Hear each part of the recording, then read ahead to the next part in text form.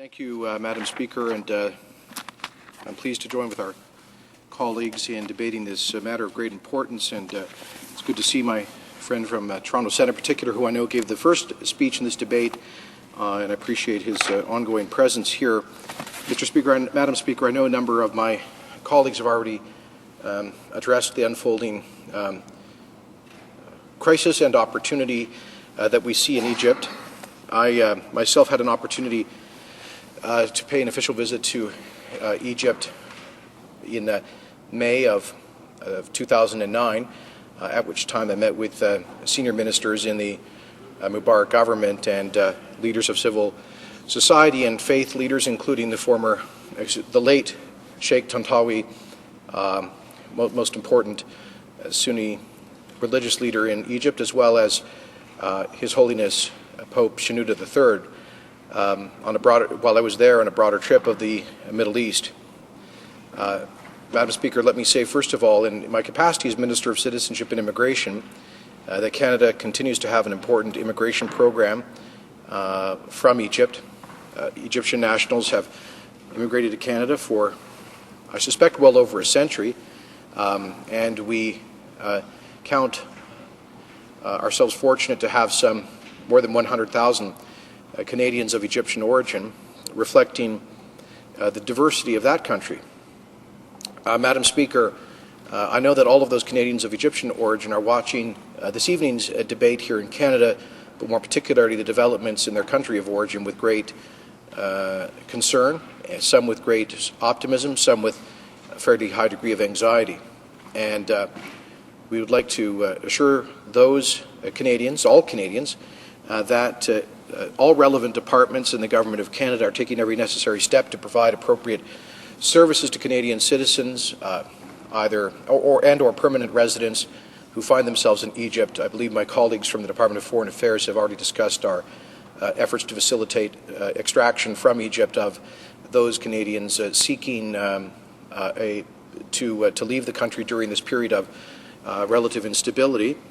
I can say that, Madam Speaker, my ministry has played an important role in those ongoing extraction efforts and consular affairs, because it's important for us to be able to determine that people seeking to come back to Canada, either through our facilitation or otherwise, are in fact Canadian citizens or permanent residents. And so for that reason, we have relocated a number of staff from neighboring countries in the Middle East, from other Citizenship and Immigration Canada bureaus, to Cairo. At the same time, because of the instability in Cairo itself, particularly right in the centre, in the government sector in which is situated the Canadian Chancellery, I'm sure my friend from Toronto Centre was there during his recent visit, we've had to suspend a number of our operations at the Canadian Chancellery since, I believe, January 27th, and to minimize the risk posed to our locally engaged staff.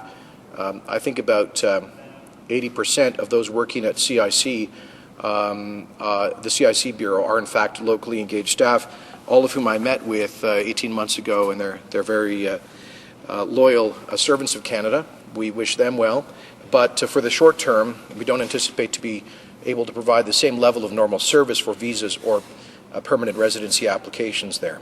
Having said all of those things, Madam Speaker, when the situation stabilizes and allows us to go back to work, we will certainly do everything we can to respond to urgent requests from people that are emerging from the current situation. We all, of course, hope that the relative instability does not descend into further violence or conflict.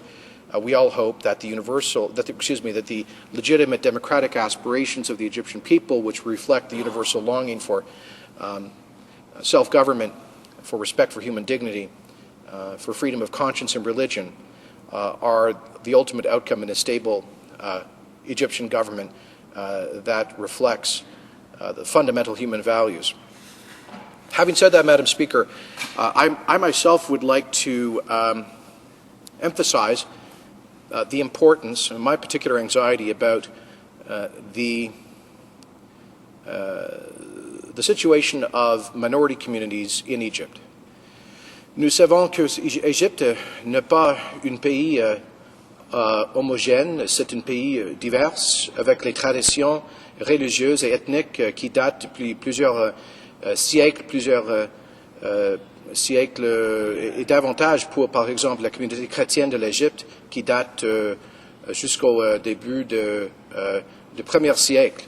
Et nous savons très bien que dernièrement, on a vu les crimes, les attentats terroristes ciblant la communauté copte orthodoxe en particulier, qui sont motivés, qui sont à l'inspiration d'un certain extrémisme, un extrémisme soi-disant salafiste ou d'une forme d'islamisme qu'on peut s'appeler wahhabisme. Et Madame la Présidente, ça nous inquiète parce que, évidemment, dans cette situation d'instabilité, d'un certain manque de sécurité, nous voulons s'assurer que les droits et la sécurité des gens vulnérables, y compris particulièrement les minorités vulnérables, sont protégés. And I really like to emphasize our hope, and I'm sure it's shared by the vast majority of Egyptians, that those vulnerable minority communities are not subjected to violence, harassment, persecution. Because let us be honest, the certain minority communities in Egypt, including the Coptic Christian Orthodox community, have faced pressure, have faced a double standard, some people have faced in their day-to-day lives a certain degree of unjust discrimination from civil society, and I would argue certain policies that could be characterized as persecution from organs of the state. In particular, I refer, for example, to the unwillingness of the regime to grant permits to build churches or even repair churches. These constraints on religious freedom often lead to conflict points.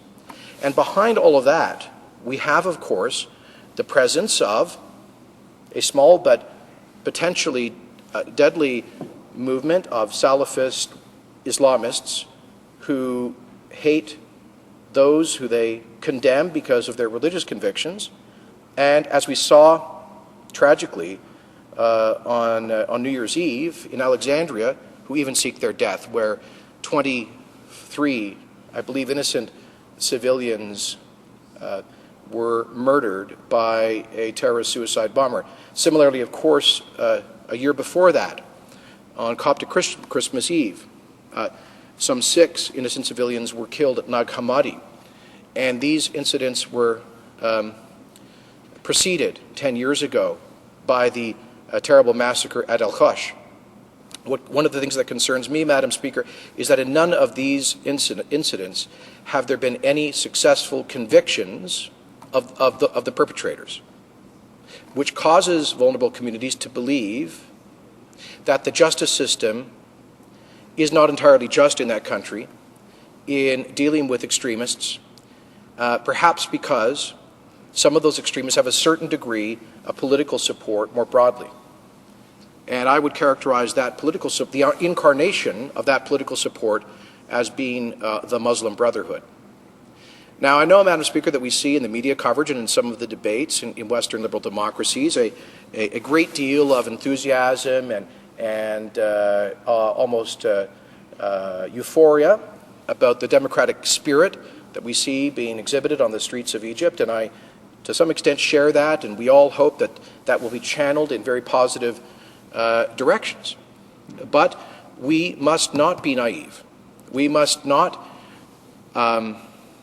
forget that there are people, including some associated with the political organization of the Muslim Brotherhood, which one of whose founders, Ayman Zawahiri, is the number 2 in command to Sheikh Osama bin Laden, of course, the leader of the international Al-Qaeda network.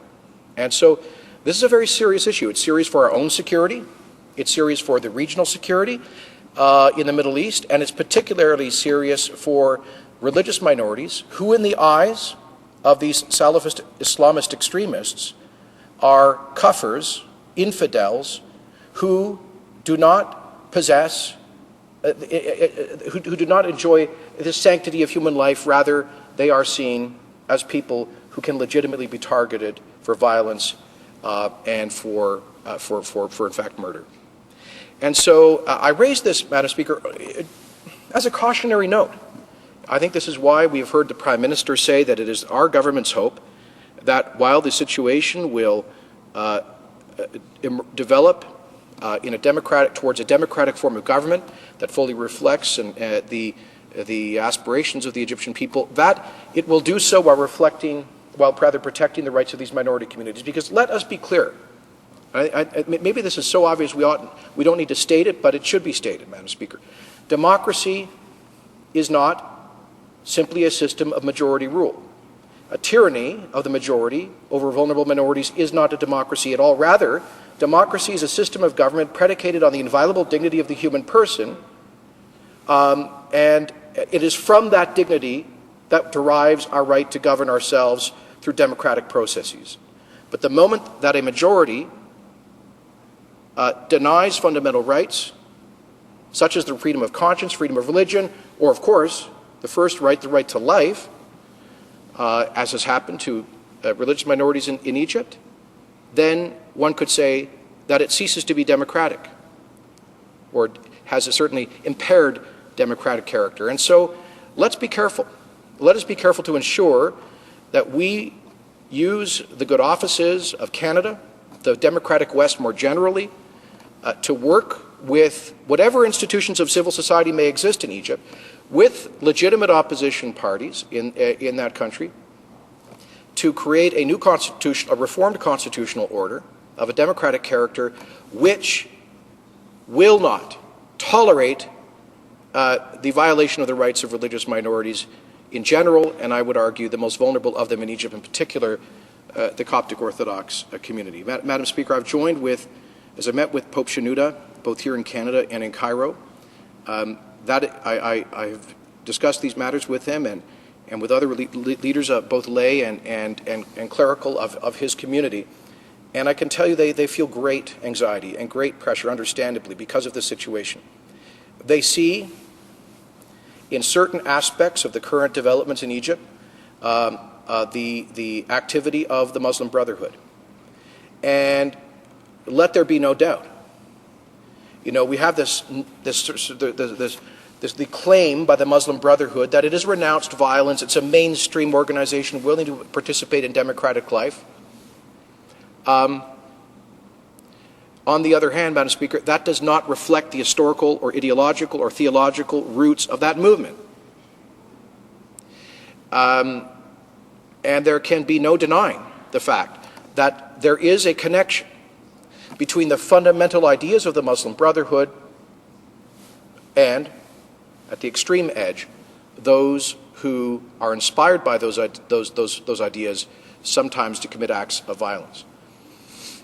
And so, Madam Speaker, we continue to be very concerned about that, and it is certainly our hope. Of course, it's not for Canada or Canadians to dictate to the Egyptian people the choices they make as they we hope, practice their right to self-government.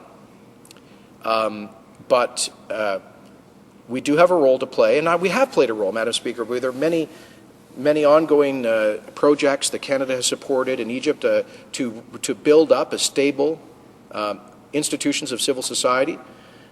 When I was in Egypt, I announced on behalf of the Minister for International Development, International Cooperation, certain projects to support young and women entrepreneurs, for example, to develop external trade markets for their goods. And just one of many dozens of examples. Similarly, we have sought to promote respectful dialogue within institutions of civil society between the Muslim and Christian communities and different factions of both of those communities. And we have consistently called upon the Egyptian government to respect and protect the rights of vulnerable minorities, including religious communities. We will continue to do so regardless of who the government of Egypt is, of who the president of Egypt is. And, Madam Speaker, we will continue, and I believe as a government, to prioritize this issue of the protection of the rights of vulnerable minorities, not only in Egypt, but in the broader region.